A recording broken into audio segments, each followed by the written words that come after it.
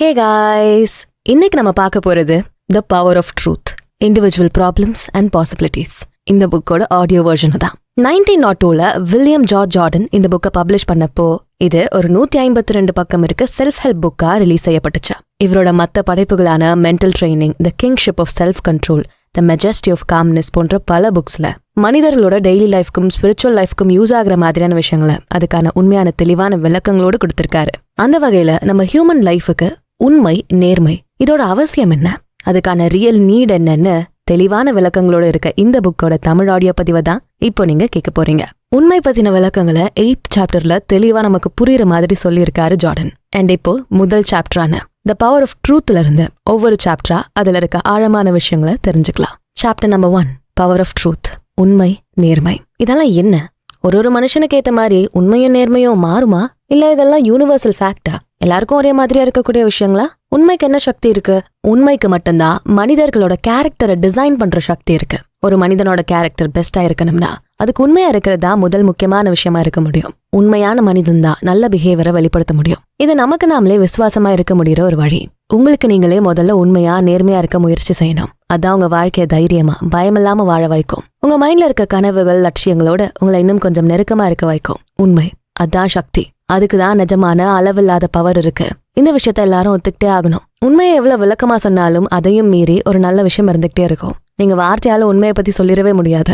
உண்மையை புரிஞ்சுக்கதான் முடியுமே தவிர அதை வெளிப்படையா கண்ணால பார்க்கவே முடியாது. எலக்ட்ரிக் கரண்ட் இருக்குன்னு நம்ம எல்லாருக்கும் தெரியும். அதுக்காக அதை கண்ணால பார்க்க முடியுமான்னு கேக்குறது எவ்வளவு முட்டாள்தனமோ அதே போலதான் உண்மையும். அது இருக்குங்கிறது நம்ம எல்லாருக்கும் தெரிஞ்சதுதான். ஆனா மத்த விஷயங்களை போல அதை கண்ணால பார்க்க முடியாது. அது எந்த இடத்துல வெளிப்படுதோ அது உணர மட்டும்தான் முடியும். அதுதான் நம்ம ஆன்மாக்கான வழிகாட்டி. உங்க மனசாட்சிய சேஃபான இடத்துல வச்சுக்கிற ஒண்ணு.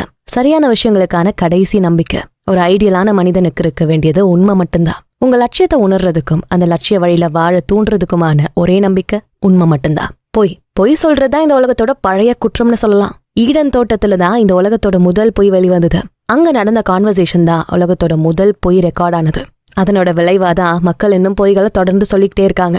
ஒரு தப்பான எண்ணத்தை உருவாக்குறதுக்காக உங்க மரியாதையை தியாகம் செய்யற வழிதான் பொய் சொல்றது. உங்களுக்கு கொஞ்சமும் பொருத்தமில்லாத ஒரு வேஷம் போடுறதுதான் பொய் சொல்றதுன்னு கூட சொல்லலாம். உண்மை என்னைக்கும் தனியாதான் நிற்கும். அதுக்கு எந்த சப்போர்ட்டும் தேவையில்ல.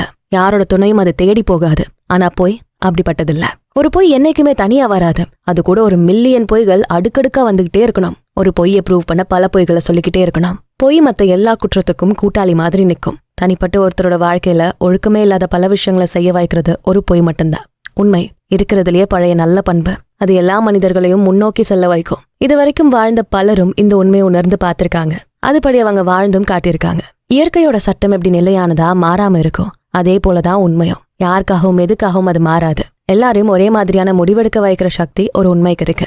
இயற்கையோட ஒரு உண்மையை புரிஞ்சுக்க முயற்சி செய்யறப்போ அதுக்கு பின்னாடி இருக்க பல அதிசயங்களை தெரிஞ்சுக்கிற சாவி ஒரு மனிதனுக்கு கிடைக்கும். இயற்கை தான் மனிதனுக்கு உண்மையோட சக்தியை புரிய வைக்கிற ஒரே வழி. ஒரு தனிப்பட்ட நபர்களுக்கு தனிப்பட்ட உண்மைன்னு எதுவும் இல்ல. நம்மளோட வாழ்க்கையில பிரிக்க முடியாத ஒரு பகுதியா மாறாத ஒன்னா இந்த உண்மை மட்டுமே இருக்கும். நமக்கான உண்மை என்னன்னு தெரிஞ்சு நம்ம அதுபடி வாழ முடியாம போனா நம்மளோட மொத்த வாழ்க்கையும் பொய்யானதா இருக்கும். யார் ஒருத்தர் தன்னோட பேச்சுல உண்மையா இருக்க முயற்சி செய்யறானோ அவங்க எல்லாரும் பேசுற வார்த்தைகளை ரொம்ப கவனமா சூஸ் பண்ணுவாங்க. ரொம்பவே அக்யூரேட்டா இருக்க வார்த்தைகளை மட்டுமே தேர்ந்தெடுத்து பேசுவாங்க. எந்த வார்த்தையும் குறைச்சு மதிப்பீடு செய்யறதில்ல. அதே போல எந்த வார்த்தைக்கும் ஓவரா இம்பார்ட்டன்ஸ் கொடுத்தும் பேச மாட்டாங்க. கன்ஃபார்மா தெரியாத எதையும் உண்மைன்னு சொல்றதே இல்ல. அவங்க ஒருத்தரை பத்தின உண்மைகளை சொன்னா அதை எந்த ஒரு செகண்ட் ஒப்பீனியனும் இல்லாம எந்த ஒரு கால்குலேஷனும் இல்லாம அப்படியே ஏத்துக்கலாம். அவங்களோட வாக்குறுதிகள் ஒரு சத்தியத்துக்கு கட்டுப்பட்டு இருக்கும். அவங்க சொல்ற வார்த்தைகளை செயல் மூலமா நிரூபிக்க எவ்வளோ டைம் ஆனாலும் எவ்வளோ எனர்ஜி தேவைப்பட்டாலும் அதை செஞ்சே தீருவாங்க. அவங்கள பொறுத்த வரைக்கும் ஆனஸ்டி வெறும் பாலிசியா மட்டும் இருக்கிறது இல்ல, அது ஒரு லைஃப் ஸ்டைலாவும் இருக்கு. ஆனஸ்டா உண்மையா இருக்கிறது நல்ல பாலிசின்னு நினைக்கிறவங்க உண்மையா இருப்பாங்கன்னு சொல்லிட முடியாது. அவங்க ஒரு பெஸ்ட் பொலிட்டிஷியன் அவனா இருக்கலாம். இந்த மாதிரியான நபர்கள் உண்மைக்கு விசுவாசமா இருக்காம அதனால கிடைக்க போற பலனுக்கு தான் முக்கியத்துவம் தருவாங்க.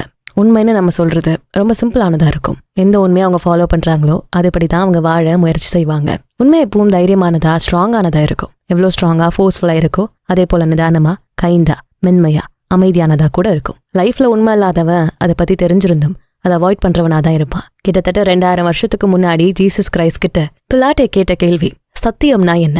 ஆனா அந்த மகத்தான கேள்விக்கு இப்ப வரைக்கும் எந்த தெளிவான பதிலும் சொல்லப்படல.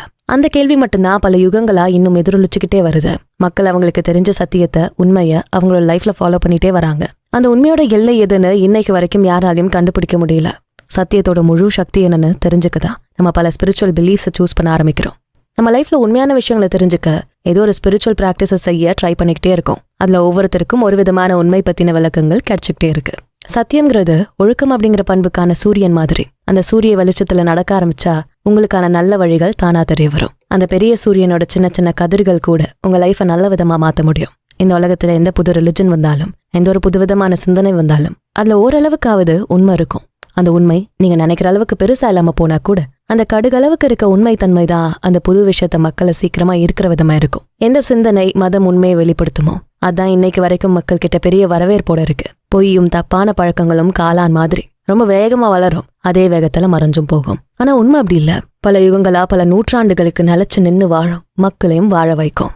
வெல்த், பணம் இதெல்லாம் மட்டுமே ஏமா வச்சிருக்க மனிதன் உண்மையான வாழ்க்கை வாழறதா அர்த்தமே இல்ல. இந்த உலகம் ஏன் ஃபினான்ஷியலா ஒரு ஸ்டேட்டஸ் அடையிறது மட்டும்தான் நல்ல லைஃப்கான கிரைட்டீரியான்னு சொல்ல வச்சிருக்கு. லைஃப்ல உண்மையான வெற்றி எப்ப கிடைக்கும் தெரியுமா? என்கிட்ட எவ்வளோ ப்ராப்பர்ட்டி இருக்கு, என்ன செஞ்சு என்னோட ஃபினான்ஷியல் ஸ்டேட்டஸை வளர்த்துக்கிட்டேன்னு யோசிக்கிறது இல்ல. என்ன செஞ்சு என்ன நானே பெட்டரான மனிதனா மாத்திக்கிட்டேன், எது உண்மையான நான்? இந்த 2 கேள்விக்கான பதில் தான் உங்களோட உண்மையான லைஃபுக்கான ஒரு அடையாளம். என்கிட்ட என்ன இருக்குன்னு கேட்காம நான் யாருன்னு கேட்கறதா ஒரு நல்ல லட்சியத்தை நோக்கி உங்களை நகர வைக்கும். எந்த ஒரு மனிதனும் தனக்கு ரொம்ப பிடிச்சதுக்காக விசுவாசமா இருப்பான். அதுக்காக என்ன வேணா செய்ய நினைப்பான். வெறும் பணம் பதவிக்காக எது வேணாலும் தியாகம் செய்ய தயாரா இருக்காங்க. ஒரு தட்டுல தன்னோட மனசாட்சியையும் இன்னொரு தட்டுல ஒரு பணப்பையையும் வச்சா எதுக்கு அதிகமான வேல்யூ இருக்குன்னு பாக்குறாங்க. அதுல பணம் இருக்க பைக்கு தான் ஃபர்ஸ்ட் இம்பார்ட்டன்ஸை தருவாங்க. ஆனா இது உண்மைக்கு பக்கத்துல கூட வராது.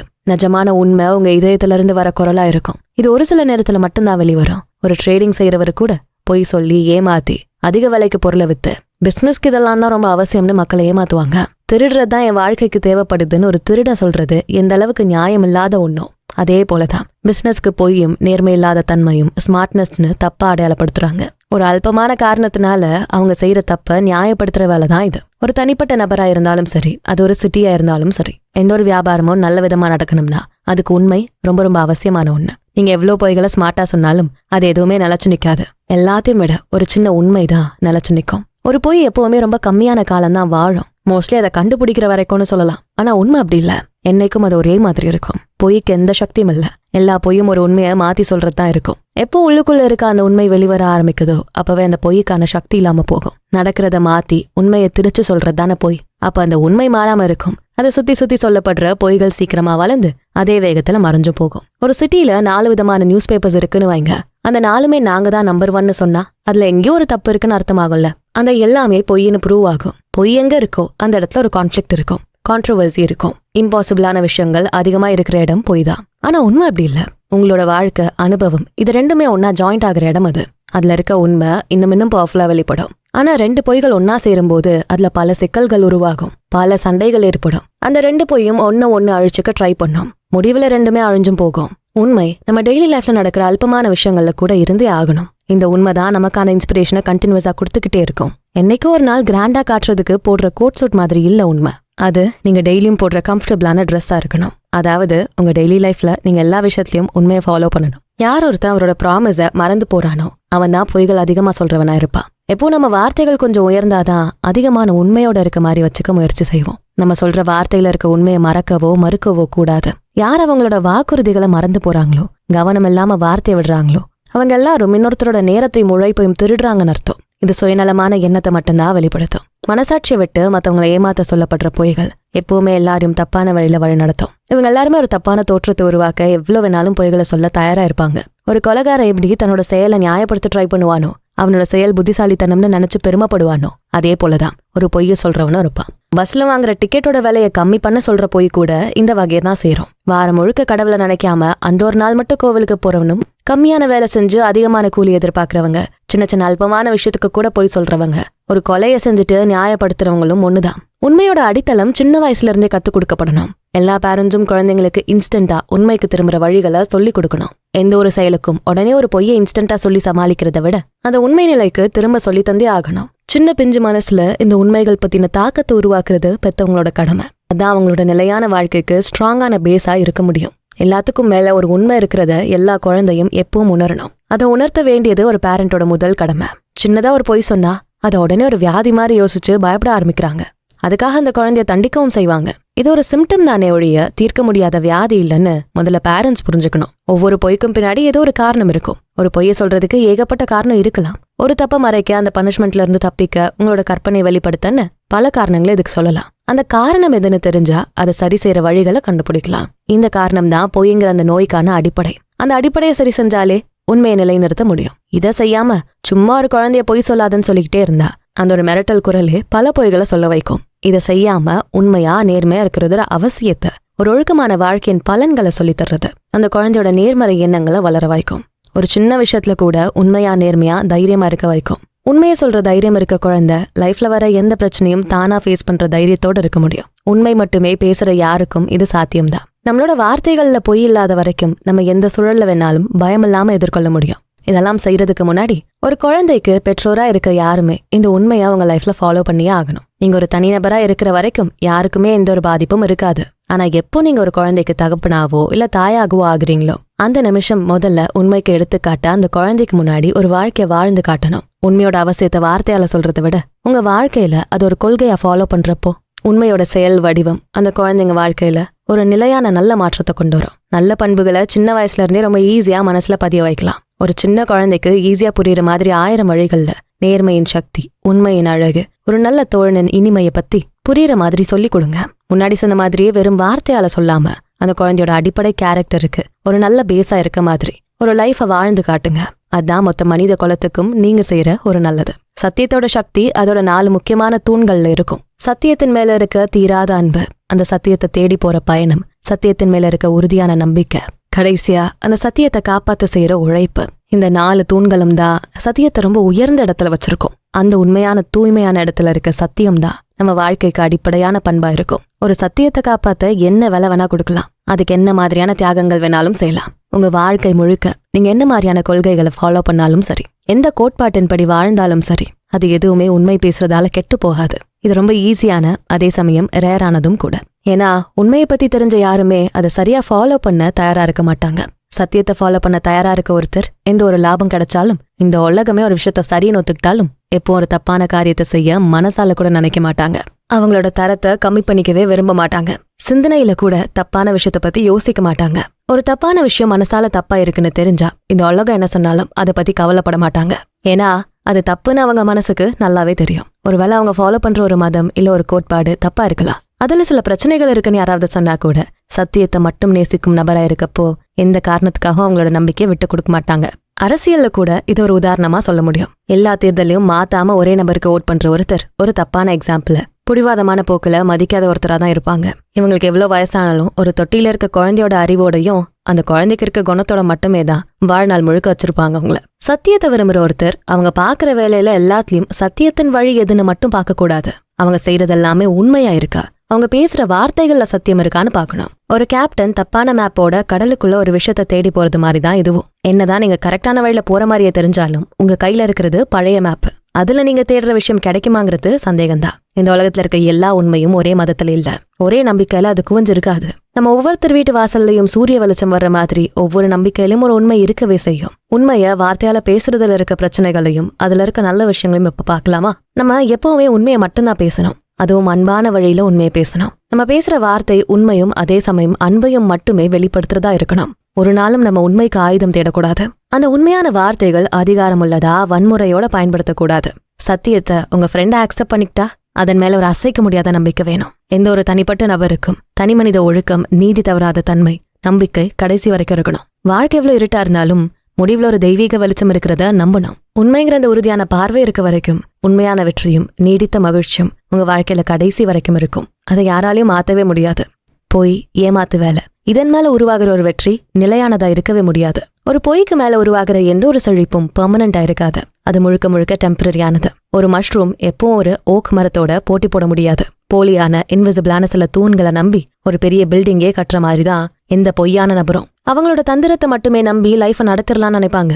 அப்படி நினைச்சா அந்த தூணெல்லாம் ஒரு நாள் இடிஞ்சு விழுந்து அவங்களோட ஓன் லைஃபே அழிஞ்சு போகும். ஒரு மனிதன் சத்தியத்துக்கு எவ்வளவு வேணா விலை கொடுக்க தயாரா இருக்கலாம். எந்த பொய்யும் ரொம்ப நாள் நிலைச்சு நிக்காது. நம்மகிட்ட இருக்க ஃப்ரீடமா பறிச்சு போகிற வேலையை பாக்குறது தான் ஒரு பொய்யோட வேலை. உங்களால ஒரு பொய்ய சொல்லிட்டு ஈஸியா ஃப்ரீயா நடமாடவே முடியாது. ஒரு மனிதனுக்கு சத்தியத்தின் மேல அன்பு இருந்தா அதை தேடி கண்டுபிடிக்க என்ன வேணாலும் செய்வான். ஒருவேளை அவனுக்கு அந்த வழி கிடைக்காம போனாலும் நம்பிக்கை அதை தேடி போறப்போ அதை பத்தின விஷயங்களையும் பரப்புவான். இந்த உலகத்துல சத்தியத்தை நிலைநிறுத்த இருக்க ஒரே வழி சிந்தனை, சொல், செயல்னு எல்லாத்துலயும் அதை கடைப்பிடிச்சே ஆகணும். உண்மைங்கிற அந்த சூரியனுக்கு ஒரு கதிரா மாறுறதும், அமைதியான அவனோட மனசு அந்த சத்தியத்தை மட்டுமே பேச வைக்கிறதும், அவன் பேசுற சத்திய வார்த்தைகள் அவனோட செயல்களை வெளிப்படுத்துறதும்னு உண்மையும் சத்தியமும் அவனோட வாழ்க்கையோட போக்கையே மாத்தும். உண்மைங்கிறது பேசிக்கான ஒரு நல்ல ஒழுக்கம்னு புரிஞ்சா போதும். உண்மைங்கிறது முதல்ல அறிவை சார்ந்த நேர்மை. உங்களோட சொந்த அறிவுக்கு உட்பட்டு ஒரு விஷயத்த நேர்மையா செய்ய முயற்சி செய்யறது, சரியானதை மட்டுமே செய்யணுங்கிற ஏக்கம். 2வது, உண்மை ஒரு தார்மீக நேர்மை. அதாவது சரியானதை மட்டுமே செஞ்சு அதுல மட்டுமே வாழணுங்கிற பசிதான் அது. உண்மைங்கிறது தப்ப மட்டுமில்ல, தப்பானதை செய்யாம அவாய்ட் பண்றது, நல்ல பண்புகளோட சேர்க்க. ஒரு தோட்டத்துல இருந்து களைச்செடி எடுக்கிற மாதிரி தப்பான செயல்களை செய்யாம இருக்கிறது, நம்மகிட்ட இருக்க தப்பெல்லாம் தள்ளி வைக்க பழகிறது, இதெல்லாமே உண்மையின் வெளிப்பாடுதான். இதை தொடர்ந்து லைஃப் ஃபுல்லா செய்யணும்னா அதுக்கான விதைகளை சரியான நேரத்துல சரியான இடத்துல நடணும். யார் ஒருத்தர் கடவுளை நம்புறாங்களோ அவங்க கண்டிப்பா உண்மையும் நம்பிதான் ஆகணும். சத்தியம் உங்க பக்கம் இருந்தா எந்த தோட்டாவும் தொலைக்காத, எந்த கெட்டதும் உங்க மைண்டுக்குள்ள நுழையாத ஒரு கவசத்தை போட்டு நீங்க தைரியமா ஃப்ரீயா எந்த வெளிச்சமும் இல்லாத ஒரு இருட்டான இடத்துல நுழைஞ்சு போகலாம். பயமே இல்லாம, யாரையும் எதிர்க்காம தைரியமா யாரையும் பார்த்து பேசலாம். யார்கிட்டயும் எந்த விளக்கமும் தராம உங்களுக்கான ஒரு வாழ்க்கை நீங்க வாழலாம். சூரியன் வர இடத்துல இருட்டுக்கு வேலை இல்லைன்னு சொல்ற மாதிரி உங்களுக்குள்ள இருக்க உண்மையும் நேர்மையும் உங்களுக்கு கடைசி வரைக்கும் நல்ல தோழனா இருந்து உங்களுக்கு வழிகாட்டும். எப்போ உங்க லைஃப்ல உண்மைக்கும் நேர்மைக்கும் இடம் இருக்கோ அப்பவே உங்களுக்கு வர சின்ன சின்ன பிரச்சனைகள், கஷ்டங்கள் எல்லாமே கனவு மாதிரி மறைஞ்சு போகும். அடுத்து chapter number 2, the courage to face ingratitude.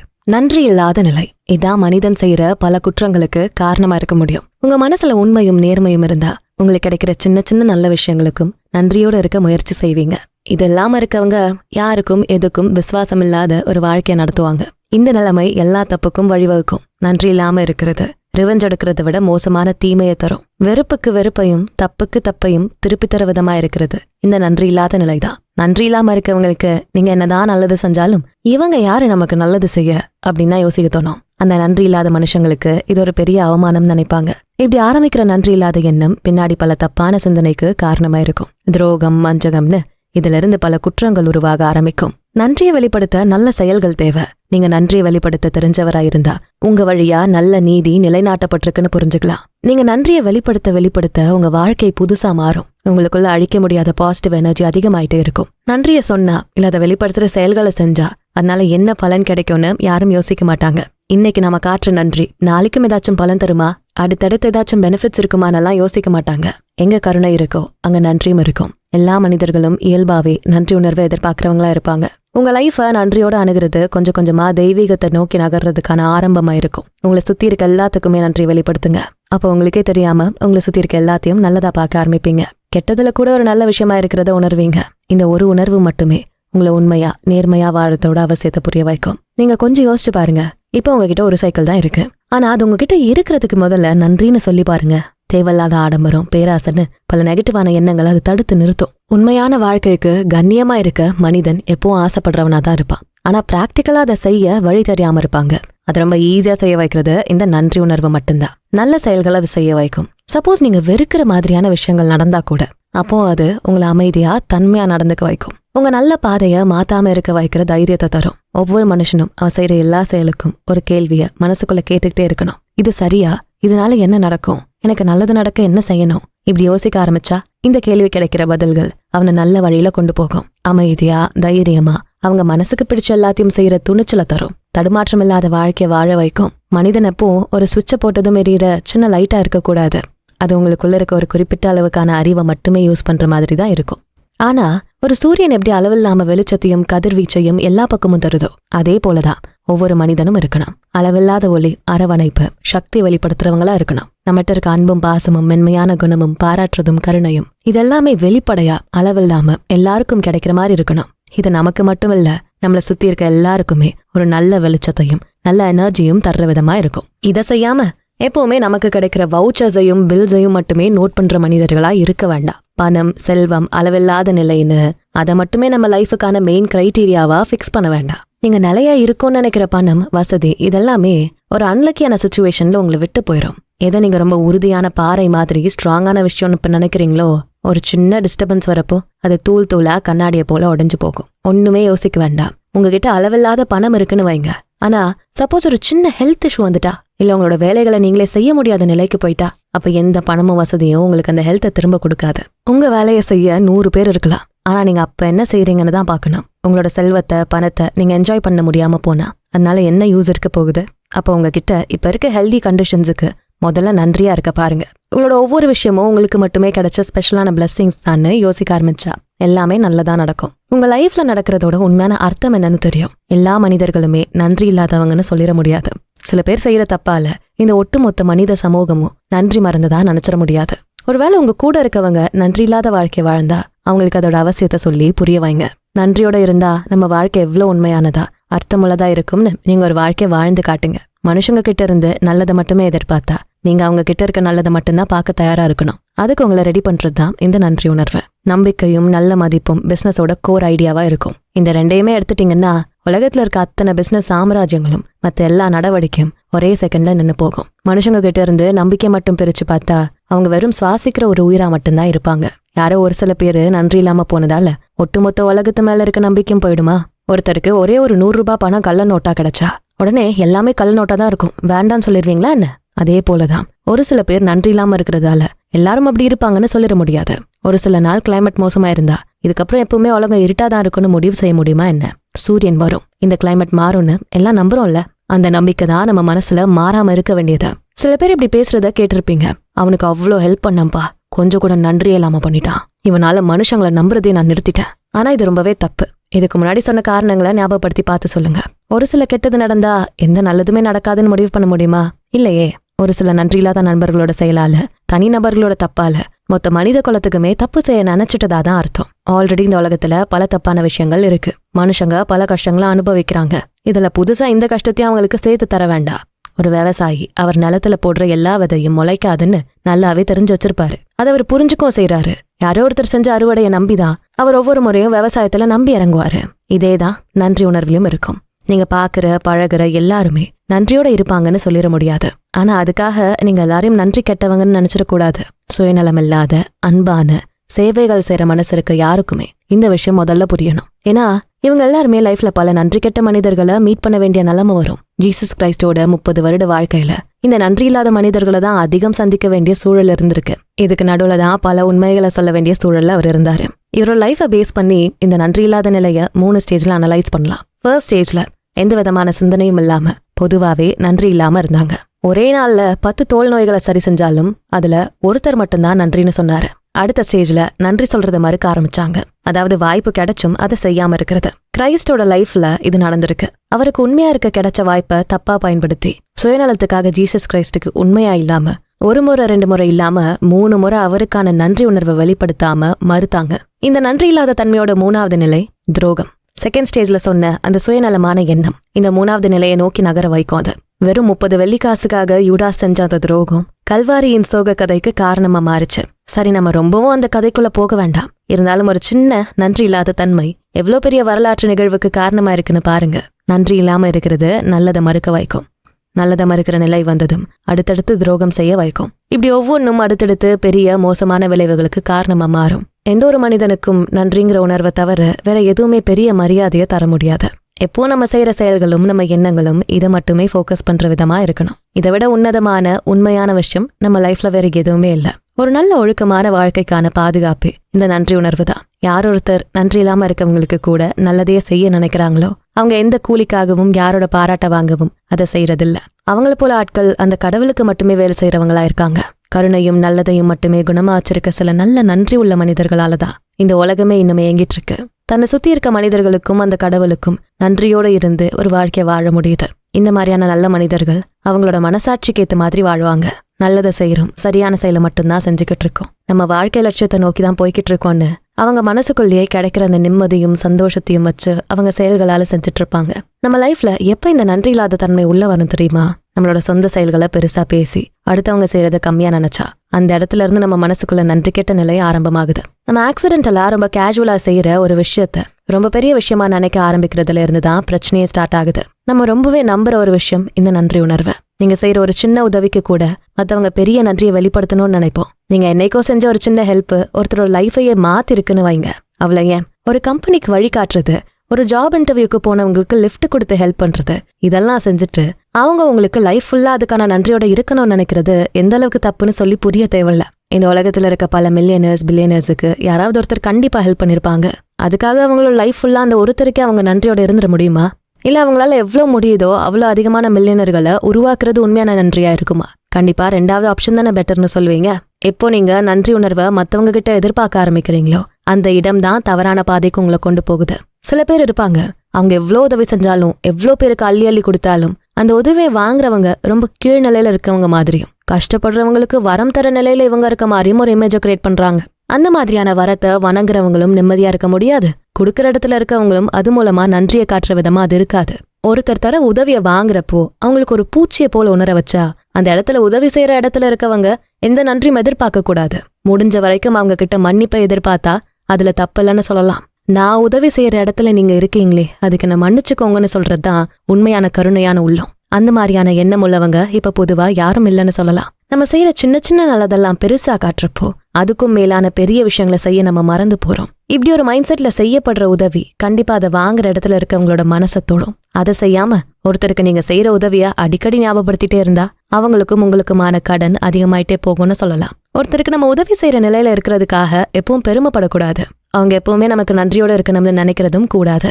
சில சமயம் ஒருத்தருக்கு நீங்க செய்யற உதவி அவங்களோட மொத்த வாழ்க்கையுமே மாத்தும். அந்த மாதிரியான உதவியை வாங்குற நிலையில இருக்க ஒருத்தர் வெறும் வார்த்தையால நன்றி சொல்ல நினைக்க மாட்டாங்க. அந்த மாதிரியான நேரத்துல பேசக்கூட முடியாத உணர்ச்சிகரமான நிலையில இருப்பாங்க. அப்ப அவங்களோட அந்த எமோஷனலான அமைதி பல பேரால தப்பா புரிஞ்சுக்கப்படும். திருப்பி கொடுக்க முடியாத உதவியை வாங்குற ஒருத்தர் அதுக்கான நன்றியை வெளிப்படுத்த சரியான சந்தர்ப்பத்துக்கு காத்திருப்பாங்க.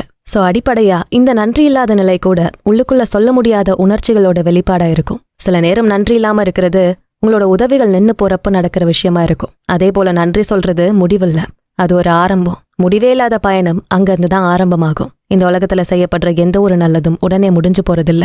அந்த ஒருத்தரோட உங்க நல்ல எண்ணம் நிக்காது.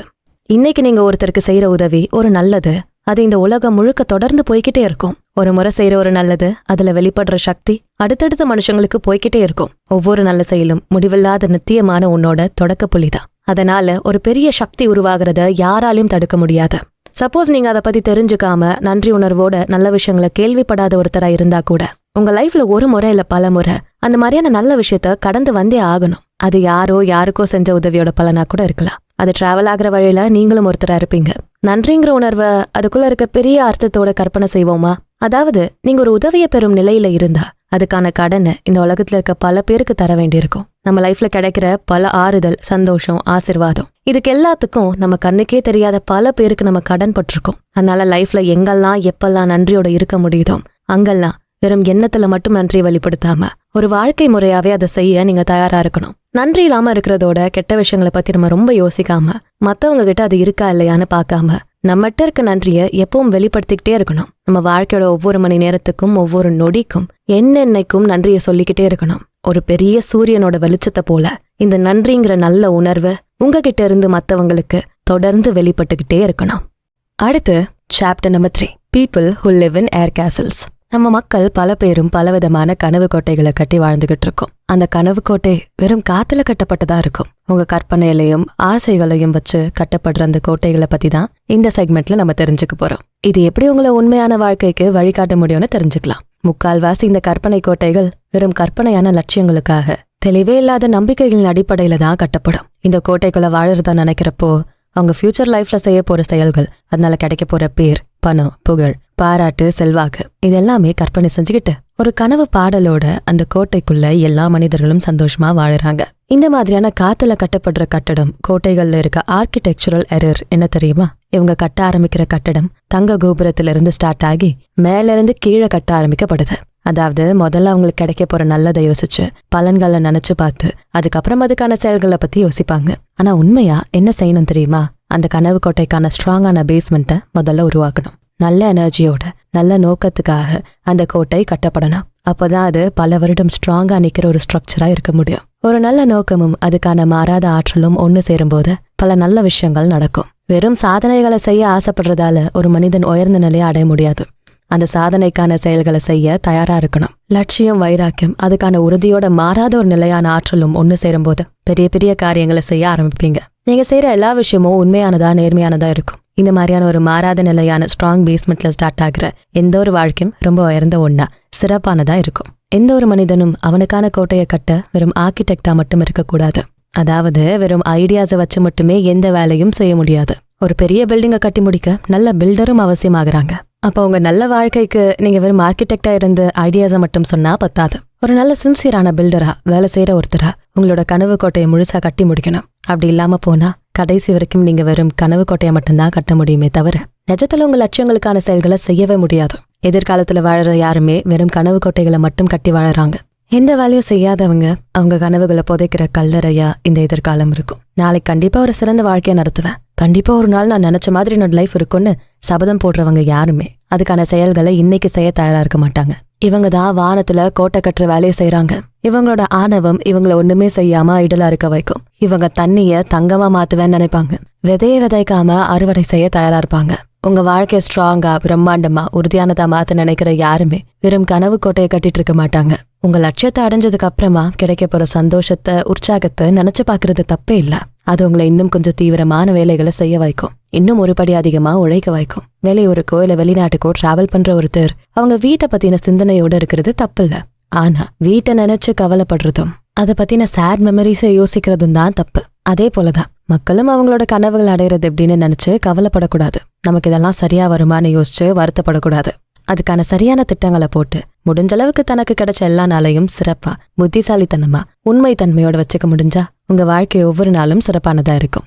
நம்ம கிடைச்ச ஒவ்வொரு நாளையும் சிறப்பா உண்மையா நேசிச்சு வாழணும். மனித நேயத்துக்கு வாழ்ந்தா நாளைக்கு வாழலாம். ஆனா இன்னைக்கு மட்டும்தான் அவனால உணர்ந்து வாழ முடியும். இன்னைக்கு ஒரு நாள் மட்டும்தான் அவனால வாழ்ந்து காட்ட முடியும். அந்த ஒரு நாள் வாழ்க்கை எவ்வளவு உண்மையானதா வாழறாங்களோ அதை பொறுத்துதான் அவனோட அடுத்தடுத்த நாளுக்கான வாழ்க்கை அமைச்சுக்க முடியும். உண்மையான மனித வாழ்க்கையின் சீக்ரெட் ஒரு 5 விஷயத்துல அடங்கியிருக்கு. மனசு, உடம்பு, ஒழுக்கம், மெட்டீரியல் திங்ஸ், அப்புறம் ஆன்மீகம்னு சொல்லப்பட்ட ஸ்பிரிச்சுவல் விஷயங்கள். இந்த 5லயுமே உங்க வாழ்க்கை அழகா வெளிப்பட வாய்ப்பு இருக்கு. இந்த விஷயங்கள நிலையானதா உங்களுக்கு பிடிச்ச மாதிரி அமைச்சுக்கிட்டா நீங்க கனவு கோட்டைய வானத்துல இல்ல இந்த பூமியில நிலையா கட்டி அதுல குடியேறலாம். நம்ம மைண்ட்ல எப்பவுமே ஒரு எண்ணம் வரும், ஒருவேளை நான் கோட்டீஸ்வரனா இருந்தா புதுசா காலேஜ்ல ஸ்கூல் கட்டுவேன், படிக்க முடியாத பசங்களுக்கு ஹெல்ப் பண்ணுவேன், பெரிய ஹாஸ்பிட்டல் கட்டுவேன், அங்க வரவங்களுக்கு ஃப்ரீயா மருத்துவம் பார்க்க வைப்பேன். இப்படி ஏராளமா யோசிப்போம். ஆனா உங்க கையில பணம் வந்தா எத்தனை பேர் இதை கரெக்டா செய்வீங்க? இதெல்லாம் நினைக்கிறது ரொம்பவே ஈஸி. ஆனா நடைமுறையில இதை செஞ்சு காட்டுறது ரொம்ப ரொம்ப கஷ்டமான வேலை. மத்தவங்களுக்கு செய்யறதை விட முதல்ல உங்ககிட்ட இருக்கிறத வச்சு நீங்க தாராளமா ஹாப்பியா ஒரு வாழ்க்கை வாழறீங்களா? அதை செய்ய முடிஞ்சுதா உங்களால? அதுக்கப்புறம் தானே உங்க பணத்தை மத்தவங்களுக்காக செலவு செய்ய யோசிப்பீங்க. 1000 ரூபாய் இருக்கப்போ சுயநலமா யோசிக்கிற ஒருத்தர் 10,000 ரூபாய் இருந்தா மட்டும் பொதுநலமா யோசிப்பாங்களா என்ன? ஒரு தனிப்பட்ட நபர் கொஞ்சம் தாராள மனசோட இருந்தா அவங்களுக்கு கிடைக்கிற ஒவ்வொரு வாய்ப்பையும் அவங்களோட பெருமையை பேச யூஸ் பண்ணுவாங்க. வெறும் பணத்தை வச்சு மட்டுமே நீங்க ஒரு கருணையான மனிதரா ஆக முடியாது. உங்க கூட இருக்க சக மனிதர்களோட பழகிற விதம், அவங்க மேல காட்டுற அக்கறை, கஷ்டத்துல இருக்கவங்க கூட துணையா நிக்கிறது, அவங்களுக்கு தேவையானதை செய்ய முடியறது, இப்படி பல விஷயங்கள்ல நீங்க ஒரு கருணையான நல்ல மனிதரா இருக்க முயற்சி செய்யலாம். வெறும் பணம் மட்டுமே எப்போ உங்களோட நல்ல மனசை காட்டாது. அதையும் தாண்டி இருக்க உணர்வுகள் தான் உங்களோட நல்ல குணத்தை அடையாளப்படுத்தும். உங்க கூட இருக்க சக மனுஷங்க கிட்ட அன்பை காட்ட முடியாத அளவுக்கு ஏழைகள் இங்க யாரும் இல்ல. அப்படி இருந்தா மட்டும்தான் நீங்க உண்மையான ஏழைகளா இருப்பீங்க. உங்களால பணத்தை வாரி கொடுக்க முடியாம போனா கூட பரவாயில்ல, முடிஞ்ச வரைக்கும் அன்பை வாரி வாரி கொடுங்க. அன்பை வெளிப்படுத்துற விதத்துல பணக்காரனா இருக்க பாருங்க. அவன்கிட்ட போனா கட்டுக்கட்டா பணம் கிடைக்கும்பா அப்படின்னு சொல்றவங்கள விட அவன்கிட்ட அளவில்லாத அன்பும் கருணையும் மனசும் இருக்குப்பான்னு சொல்ற அளவுக்கு ஒரு வாழ்க்கை வாழணும். பணத்தை மட்டுமே அடையாளமா வச்சுக்காம உங்களை சுத்தி இருக்க உலகத்தை அன்பு, பாசம், இனிமை, மேன்மை, தைரியம், அனுதாபத்தால வெல்ல முயற்சி செய்வோம். வெறும் பிரிண்ட் பண்ண பேப்பர்ஸை விட இதெல்லாம் தான் ரொம்பவே மதிப்பானதா இருக்கும். நான் மட்டும் அந்த இடத்துல இருந்திருக்கணும் அப்ப தெரியும்னு வெறும் பெருமை பேசாம நான் உங்க கூட தான் இருக்கேன்னு சொல்ற அளவுக்கு உண்மையான மனிதரா எல்லாருக்கும் உதவி செய்யற மனசோட வாழ முயற்சி செய்யுங்க. தன்னால நிறைவேற்ற முடியாத பல கடமைகள் இருக்கப்போ அதுக்கான காரணமா சொல்றது நேரம் இல்ல, என்னோட வேலையை செய்ய டைம் இல்ல, எனக்கான வேலைகளை செய்யவே நேரம் இல்லாதப்போ நான் எப்படி அடுத்தவங்களை பத்தி யோசிப்பேன்? மனிதன் கிட்ட இருக்க மதிப்பான சொத்து நேரம் மட்டும்தான். அதான் உண்மையான பொக்கிஷம். ஒரு மனிதன் கிட்ட இருக்க பல சக்திகள் மறைஞ்சு போகலாம், இல்ல கொஞ்சம் கொஞ்சமா அது கம்மியாகலாம். ஆனா அவனோட வாழ்நாள் முழுக்க அளவில்லாம கிடைக்கிற ஒரே சொத்து பொக்கிஷம் நேரம் மட்டும்தான். நீங்க எவ்வளவு விலை கொடுத்தாலும் உங்களுக்கு திரும்ப கிடைக்காத ஒரே விஷயம் கடந்து போன அந்த நேரம் தான். அதை சரியா பயன்படுத்த தெரிஞ்சாலே போதும் உங்க வாழ்க்கைய சிறப்பானதா வாழ முடியும். இதை புரிஞ்சுக்காம சில பேரு நேரத்தை கொண்டுகிட்டு இருக்கோம், எங்களுக்கு கிடைச்ச நேரத்தை என்ன செய்யறதுன்னு தெரியாம செலவு பண்ணிக்கிட்டு இருக்கோம்னு சொல்றதெல்லாம் அவங்கள ஒரு சமூக குற்றவாளிகளா காட்டுது. இந்த பொய்யான காரணங்களே பல பேரோட கனவு கோட்டைக்கு காரணமா இருக்கு. நேரமே இல்ல, செய்யறதுக்கு டைமே இல்ல, அதனாலதான் என் லைஃப்ல இதெல்லாம் செய்ய முடியலன்னு சொல்றவங்க கற்ற ஆகாய கோட்டை தான். மனிதனோட வாழ்க்கை முழுசுமே நேரம் மட்டும்தான். அதான் உண்மையானதும் கூட, அது மட்டும்தான் நிச்சயமானதாகவும் இருக்கு. மத்த எல்லாமே சூழ்நிலைக்கு ஏத்த மாதிரி மாறும், குறையும், இல்ல கூடும். ஆனா நேரம் தான் நிலையா மாறாம இருக்கும். உங்களுக்கான நேரத்தை நீங்க எப்படி செலவு செய்றீங்க அப்படிங்கறதுலதான் உங்க வாழ்க்கையை தீர்மானிக்க முடியும். ஒரு நல்ல புக்கை படிக்க நேரம் ஒதுக்குங்க. உங்க வாழ்நாள்ல கண்டிப்பா படிச்சு ஆகணும்னு சில புக்ஸ் எடுத்து வைங்க. பரபரப்பான ஹாட் நியூஸையும் தேவையில்லாத சர்ச்சையான விஷயங்களையும் தெரிஞ்சுக்க படிக்கிற நியூஸ் பேப்பர்ஸை விட ஒரு நல்ல புக்கை படிக்க டைம் ஒதுக்குங்க. அந்த ஒரு புக் உங்க வாழ்க்கையை நல்ல விதமா மாத்தலாம். லைஃப்ல பல நெருக்கடிகளை சந்திக்கிற சூழல்ல இருக்க ஒரு மனிதன் அந்த நேரத்துல அந்த எல்லாத்தையும் சமாளிக்கிற ஆற்றலோட இருப்பான். ஆனா அதையே தன்னோட டெய்லி லைஃப்ல எப்படி யூஸ் பண்ணணும்னு தெரியாத ஒருத்தரா இருப்பாங்க. இக்கட்டான நேரத்துல வேலை செய்யற அவங்களோட மூளை அதையே டெய்லியும் ஃபேஸ் பண்றப்போ அதை செய்ய முடியாம கஷ்டப்படும். அடுத்து சாப்டர் நம்பர் 4, ஸ்வார்ட்ஸ் அண்ட் ஸ்கேபர்ட்ஸ். நல்ல முறையில பணி செஞ்ச வீரர்களுக்கு மாநிலங்களும் அரசுகளும் பெரிய பாராட்டையும் பரிசுகளையும் தர்றது வழக்கம். ஒரு போர் முடிஞ்சதும் இல்லனா நாட்டுல ஒரு பெரிய கலவரமோ இல்ல குழப்ப நிலையோட ஒரு சுமூகமான முடிவுக்கு வர வச்சா அந்த வீரர்களுக்கு நாட்டோட பாதுகாப்பை உறுதி செஞ்சதுக்காக பரிசுகளை தருவாங்க. அப்படிதான் ஸ்பெயினுக்கும் அமெரிக்காக்கும் நடந்த போரோட முடிவுல அதுல சிறப்பா அவரோட கடமையை நிறைவேற்றின ஜெனரல் வின்ஃபீல்ட் ஸ்காட்டுக்கு ஒரு அழகான வாள் பரிசா தரப்பட்டது. அந்த வாளை பரிசா வாங்கினதும் அவரோட அனுபவம் எப்படி இருக்குன்னு தெரிஞ்சுக்க ஆசைப்பட்டாங்க. அதுக்கு அந்த ஜெனரல் சொன்ன பதில் தான் இந்த பகுதிக்கான இன்ட்ரோவா இருக்கும். இது சிறந்த வாள் தான், அதுல எந்த குறையும் இல்ல. ஆனா வாளோட உரை, அதாவது அந்த கவர்ல பொறிக்கப்பட்ட வாக்கியங்களால என்ன பலன் இருக்க போகுது? நீங்க அந்த கவரை எடுத்துட்டா அதோட சிறப்பு போயிடும். நீங்க எந்த விஷயத்த பொறிக்க விரும்புறீங்களோ அது அந்த வாளோட கத்தி முனையில தான் நீங்க பொறிச்சிருக்கணும். ஏன்னா அந்த கவரை யார் வேணாலும் எடுத்துட்டு போயிடலாம். அந்த கத்தியை யாரால கையாள முடியுமோ அவங்கதான் சிறப்பானவங்கன்னு சொன்னாரா. எவ்வளவு சிம்பிளா எவ்வளவு பெரிய விஷயத்த புரிய வச்சுட்டார் பாத்தீங்களா?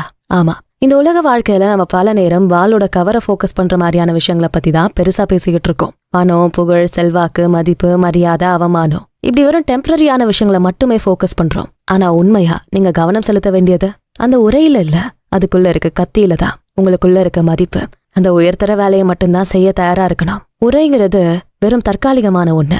உள்ள இருக்க கத்தி தான் நித்தியமானது, நிச்சயமானது. இந்த உரைங்கிறது நம்ம உடம்ப குறிக்கும், உள்ள இருக்க கத்தி நம்ம ஆன்மாவை குறிக்கும். உங்க லைஃப்ல இருக்க மெட்டீரியலிஸ்டிக் விஷயங்களை யோசிக்கிற மாதிரி தான் உரையை நினைக்கிறீங்க. உங்களுக்குள்ள இருக்க ஆன்மீகம், லட்சியம், உண்மை, இதெல்லாம் அந்த கத்தி மாதிரி கூர்மையா வச்சிருக்கணும். தனக்குன்னு ஒரு சொந்த நம்பிக்கை இருந்தாலும் அதை ஃபாலோ பண்ண முடியாம ஊருக்கும் இந்த உலகத்துக்கும் பயந்து எல்லாரும் சொல்றதை செய்யறத சரின்னு நம்பி அவங்களுக்குள்ள இருக்க சிந்தனைய பயத்தால அழிச்சு ஒரு வாழ்க்கை வாழறவங்க ஒரு வெற்று வாழ்க்கையை தான் வாழ்ந்துகிட்டு இருக்காங்க. இவங்களுக்கு துணிச்சலும் கிடையாது, மனசுல இருக்கிறத வெளியே சொல்ற தைரியமும் இருக்காது. எப்பவுமே ஒரு ரெட்டை வாழ்க்கைய வாழ்ந்துட்டு இருப்பாங்க. இவங்க குரல் எப்பவும் தனியா கேட்காது. எல்லாரோட குரலா வெறும் எதிரொலிக்கிற வேலையை மட்டும்தான் இவங்க செய்வாங்க. அதுவும் சத்தமா கேட்காது, யாருக்கும் கேட்காத மாதிரி மெதுவாதான் அந்த குரல் கேட்கும். ஏன்னா எல்லாரும் சொல்றது சரியா இல்லையான்னு கூட இவங்க யோசிக்க மாட்டாங்க. இவங்களோட வாளை எப்பவுமே ஷார்ப்பா வச்சுக்க நினைக்க மாட்டாங்க. இவங்க இப்ப எதிர்கால வாழ்க்கைய அனுமானம் வச்சுதான் இப்போ ஒரு போலியான லைஃப் ஸ்டைல வாழ்ந்துட்டு இருப்பாங்க. வாழ்க்கைங்கிறது மத்தவங்களோட போடுற போட்டி இல்ல, அது நமக்குள்ள நாமே போட்டுக்கிற ஒரு போட்டி.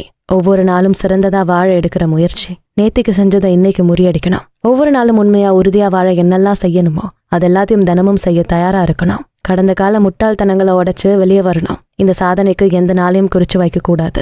அதாவது இவ்வளோ நாள் தான் செய்வேன், இந்த நிலை வர வரைக்கும் தான், இந்த நிலை வர வரைக்கும் தான் நான் ஒரு உண்மையான வாழ்க்கையை வாழ போறேன்னு ஒரு எல்லை வைக்க கூடாது. முடிவே இல்லாத முன்னேற்றம் தான் மனிதனுக்கு தேவை. அது எப்பவுமே அடுத்தடுத்த நிலையை நோக்கி நகரணுமே தவிர ஒரு குறிப்பிட்ட இடத்தோட முடிஞ்சு போக கூடாது. லைஃப்ல நம்ம நோக்கம் எதுவோ அதை மட்டும்தான் கூர்மையா வச்சுக்க நினைக்கணும். அதை விட்டுட்டு வெறும் வெளி அலங்காரத்துக்கு மதிப்பு கொடுத்தா அதை வச்சு உண்மையான அர்த்தமுள்ள வாழ்க்கையை வாழவே முடியாது. நல்ல பேர் அப்படிங்கிறது இந்த உலகம் ஒரு மனிதனை என்னவா பாக்குதோ அதான். ஆனா குணம் அப்படிங்கிறது அவனுக்குள்ள என்ன மாதிரியான எண்ணங்கள் இருக்கோ அதனால வர்றது. ஒருத்தரோட குணத்தை வேற யாராலையும் காயப்படுத்தவோ தப்பா காட்டவோ முடியாது. ஆனா நல்ல பேர் அப்படிங்கிறது அப்படி இல்ல. மத்தவங்க உங்களுக்கு தர நினைக்கிற நல்ல பேரை பத்தி யோசிச்சா அதனாலே பல கவலைகளும் கஷ்டங்களும் வரும். உங்களுக்குள்ள இருக்க குணம் உங்களை எப்பவும் கவலைப்பட வைக்காது. நல்ல பேருங்கிறது வெறும் கூடுதான். நல்ல வாழ்க்கையோட உரைங்கிறது அவனுக்கு கிடைச்ச நல்ல பேர். ஆனா அதுக்காக உள்ள இருக்க குணத்தை கவனிக்காம விடக்கூடாது. நேர்மை, உண்மை, சரியான நோக்கம், இதெல்லாம் உங்க வாழ்க்கையில இருக்கா? நீங்க நல்ல குணமுள்ள மனிதனா இருக்கணும். இதை செய்யாம தகரவாளுக்கு தங்க வர போட்டு சமாளிக்கலான்னு நினைக்க கூடாது. சில பேர் திடீர்னு பணக்காரர் ஆவாங்க. அவங்களுக்கு தேவையில்லாத ஆடம்பரம், மோசமான போலியான வாழ்க்கை முறைன்னு தேவையில்லாத விஷயங்களுக்கு மதிப்பு கொடுப்பாங்க. ஆனா சில திடீர் அதிர்ஷ்டசாலிகளும் இருக்காங்க. அவங்களுக்கு கிடைச்ச அந்த அதிர்ஷ்டத்தை சரியா பயன்படுத்தணும்னு முடிவெடுத்ததும் அவங்க வாழை தான் ஷார்ப் பண்ண முயற்சி செய்வாங்களே தவிர அந்த வாளோட உரையை பத்தி அவங்க யோசிக்க மாட்டாங்க. இதுல இன்னொரு முக்கியமான விஷயம், மனிதர்கள் கிட்ட இருக்க தள்ளி போடுற பழக்கம். இந்த ஒரு பழக்கம் அவங்களோட ஃபியூச்சரை பாதிக்கும். இன்னைக்கான கடமையை இன்னைக்கே செஞ்சு முடிக்கணும். அது நாளைக்குன்னு தள்ளி போடுறது தப்பு. எந்த விஷயத்த தள்ளி போட நினைக்கிறோமோ அவங்க நினைச்ச செயலை நினைச்ச மாதிரி நடத்த முடியாது. இவங்களோட செயல்களை, கிடைக்கிற பலனை இவங்களே தள்ளி போடுறதுதான் இந்த பழக்கத்தோட விளைவு. நம்ம மனிதர்களோட வாழ்க்கை எப்ப வேணா நின்னு போகலாம். ஒரு மணி நேரத்துல நீங்க கொஞ்சம் கூட எதிர்பார்க்காத விஷயங்கள் நடக்கலாம். அப்படி இருக்கப்போ அடுத்த நொடி நீங்க செய்ய வேண்டிய விஷயத்துக்கு உண்மையா நேர்மையா இருக்க ட்ரை பண்ணணும். அதான் உங்களோட வாழ்க்கைய உங்க மனசுக்கு ஏத்த மாதிரி உண்மையா நேர்மையா வாழ வழிவகுக்கும். லேட் பண்றதும் ஒரு விஷயத்த செய்ய யோசிக்கிறதும் உங்களோட எனர்ஜியை குறைக்கிற முட்டாள்தனம். அலெக்சாண்டர் த கிரேட் கிட்ட இத பத்தி கேட்டப்போ, ஒரு விஷயத்த செய்யாம லேட் பண்றது உங்களோட அன்னைக்கான கடமைய சரியா செய்யாம இருக்கிறது மாதிரி. இன்னைக்கு செய்ய வேண்டியதை இன்னைக்கே செஞ்சாகணும். அதை செய்ய நம்ம உடலும் மனசும் எப்பவும் ரெடியா இருக்கணும். நமக்கு தெரிஞ்ச வரைக்கும் இன்னைக்குங்கிறது நம்ம யூஸ் பண்ணக்கூடிய கத்தி, அதான் உங்களோட வாள். நாளைக்குங்கிறது அதுக்கு போடுற ஒரு உரை மட்டுமே. வாளோட உரை உங்களுக்கு யூஸே ஆகாது.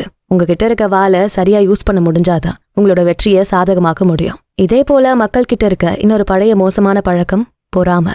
உலகத்தோட முதல் பொறாமைக்கான எவிடன்ஸ் ஈடன் தோட்டத்துல இருந்து ஸ்டார்ட் ஆச்சு. சாத்தான் ஆடமையும் ஈவையும் தூண்டுறதுக்கு செஞ்ச ஒரு எமோஷன்.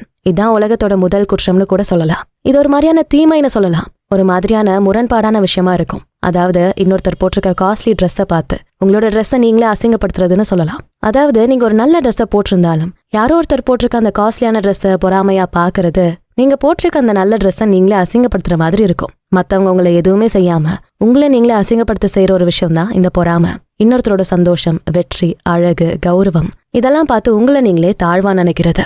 இதுக்கு ஆப்போசிட்டான விஷயம் எல்லாத்துக்கும் ஒரு எக்ஸாம்பிளான வாழ்க்கை வாழறது.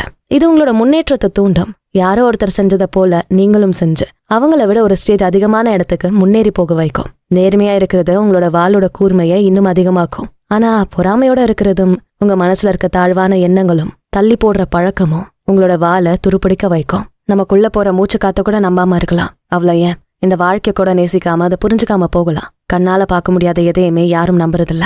கடவுளே உங்க முன்னாடி இறங்கி வந்தாலும் நம்ம அவரை கேள்வி கேட்காம நம்ப மாட்டோம். அந்த அளவுக்கு நம்ம மனசுல நம்பிக்கை இல்லாத தன்மை நிறைஞ்சிருக்கு. இதேதான் உண்மைக்கும் நேர்மைக்கும் இருக்கு.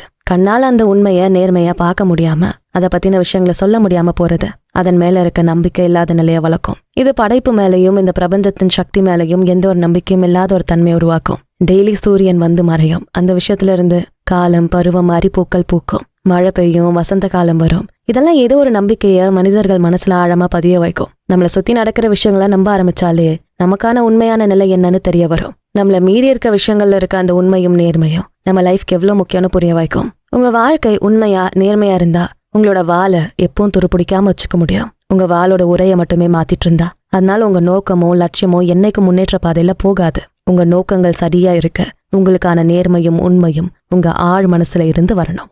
அடுத்து chapter number 5, The Conquest of the Preventable. மனிதன் சந்தோஷமா வாழ முடியாம போனதுக்கு ஒரே காரணம் மனிதர்கள் மட்டும்தான். அவங்க தான் அவங்களோட முதல் எதிரி.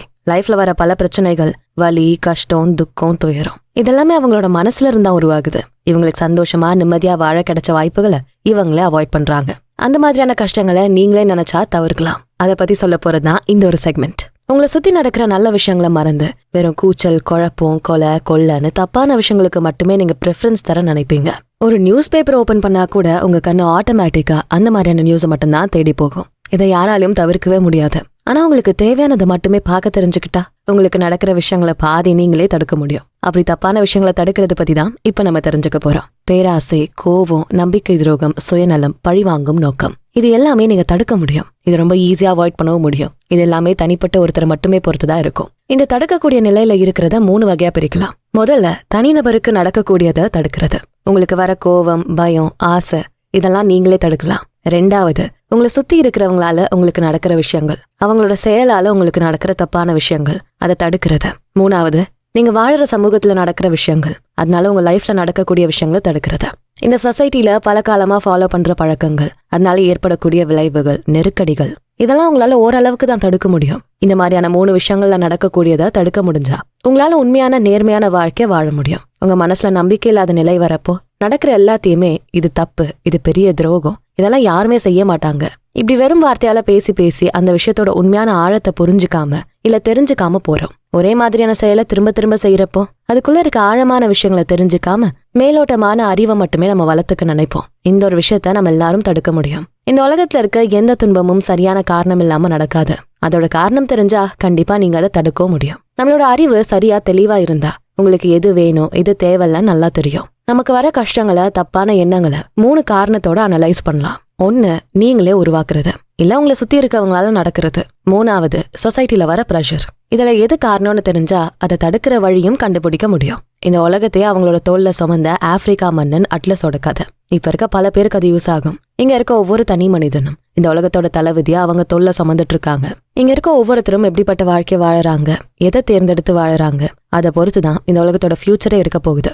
இன்னைக்கு நீங்க செய்யற அந்த ஒரு விஷயம் உங்களோட சாய்ஸ், உண்மை, நேர்மையா இருந்தா அதனால நீங்க மட்டும் பலனடைய போறதில்ல, இந்த உலகமே அதனால பெனிஃபிட் ஆக போகுது. அதை உணர்ந்து எதை சூஸ் பண்ணணும், எதெல்லாம் அவாய்ட் பண்ணணும்னு நல்லா தெளிவா யோசிக்க கத்துக்கங்க.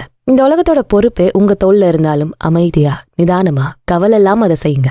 பாலக்லாவால நடந்த ஒரு இன்சிடென்ட், கண்டிப்பா இது எல்லாரும் அவாய்ட் பண்ணிருக்கலாம். 19th செஞ்சுரியில ஜான்ஸ்டவுன்ல ஒரு டேம் உடைஞ்சு ஒரு ஃப்ளட் வந்தது. அதனால 6000 பேர் இறந்து போனாங்க.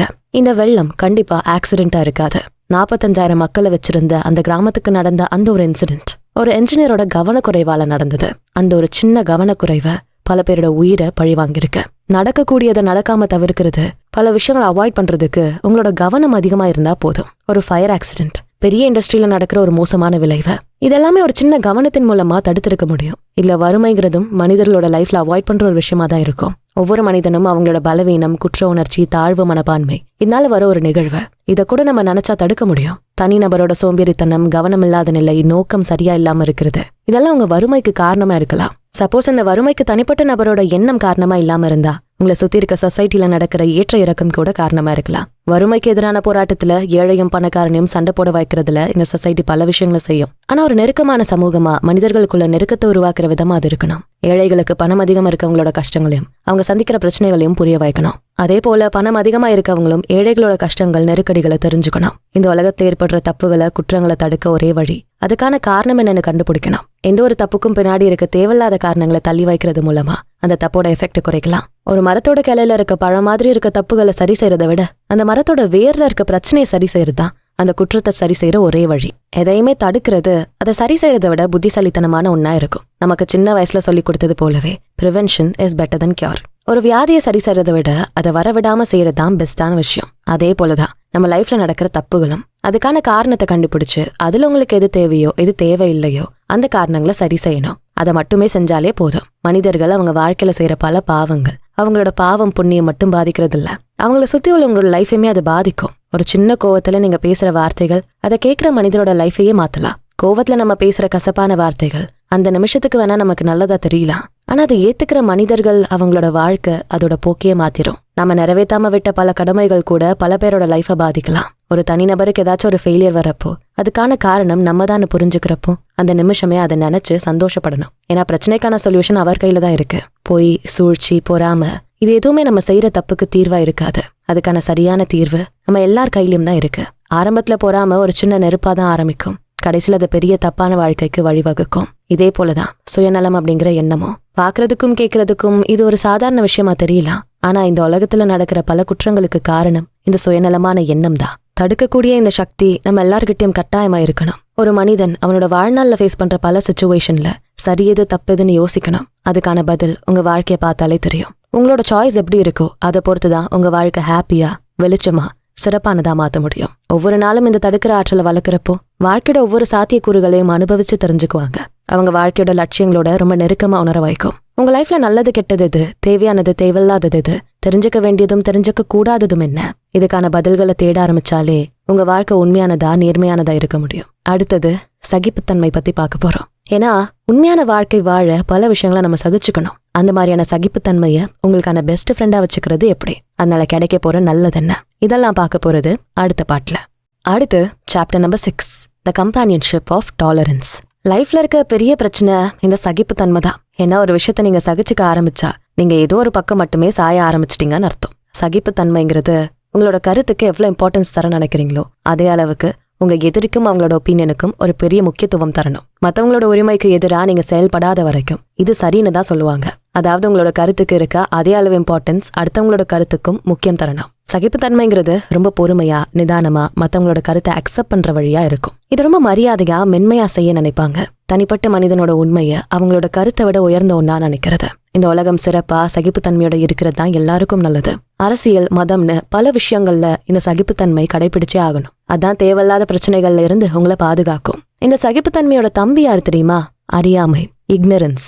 இந்த ரெண்டையும் சரியான ஞானத்தால பொய்யாக்கிட முடியும். சகிப்புத்தன்மைக்கு அடிக்கிற சாவுமணி சரியான அறிவை பயன்படுத்துறதா மட்டும்தான் இருக்க முடியும். வெறும் புக்ஸ்ல, ஸ்கூல்ஸ்ல, காலேஜஸ்ல கிடைக்கிற அறிவில்ல, பல நாடுகள்ல இருந்தும், பல பேரோட அனுபவத்துல இருந்தும், மனிதர்களோட பழக்க வழக்கங்கள்ல இருந்தும் பல விஷயங்களை கத்துக்கணும். மத்தவங்களோட எண்ணங்கள், நோக்கங்கள், லட்சியங்கள்னு எல்லாத்துல இருந்தும் ஒரு விஷயத்த கத்துக்க முடியும். இப்படி உங்களுக்கு கிடைக்கிற அறிவை சரியா பயன்படுத்தி உங்களோட சகிப்புத்தன்மையை தெளிவான அறிவோட அப்ரோச் பண்ணணும். அப்பதான் உங்களோட அறிவையும் யூஸ் பண்ண முடியும். அதே சமயம் உங்களுக்கு எதிரில் இருக்கிறோட கருத்தையும் சரியான முறையில புரிஞ்சுக்க முடியும். இந்த உலகத்துல இருக்க பல சீர்திருத்தவாதிகள் நேர்மையா, உண்மையா பல சோஷியல் ப்ராப்ளம்ஸுக்கு சொல்யூஷனை கண்டுபிடிக்க ட்ரை பண்றாங்க.